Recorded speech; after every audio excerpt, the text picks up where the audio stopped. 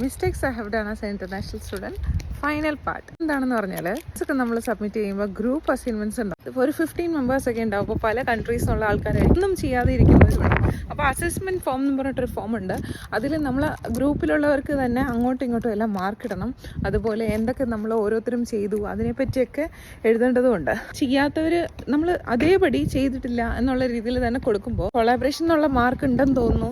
ചെയ്യുന്നവർക്കും മാർക്ക് ഇതിന് കുറയുന്ന പോലെയാണ് നമുക്ക് തോന്നിയത്. ഇത് എത്രത്തോളം ശരിയാണെന്ന് എനിക്കറിയത്തില്ല. പക്ഷേ നമ്മുടെ ഒരു ഗ്രൂപ്പ് വർക്കിൽ സംഭവിച്ചതാണ്. അവസാനം ഇതൊരു വഴക്കിൽ തീരുകയും ചെയ്യും. മാർക്ക് നമുക്ക് ഉണ്ടാവത്തുമില്ല. മറ്റവർക്കും സെയിം മാർക്കായിരിക്കും ഡിവൈഡായി പോകുന്നത്. സെയിം മാർക്ക് തന്നെ ഡിവൈഡായി പോവുകയും ചെയ്യുന്നതായിട്ടാണ് കണ്ടത്. അറിയാവുന്നവരുണ്ടെങ്കിൽ പറയാം. ഇപ്പോൾ ഇങ്ങനെയാണ് നമ്മുടെയൊക്കെ സംഭവിച്ചിട്ടുണ്ടായിരുന്നത്. അൾട്ടിമേറ്റ്ലി നമ്മുടെ സ്കോർ കൂടുക എന്നുള്ളതാണല്ലോ.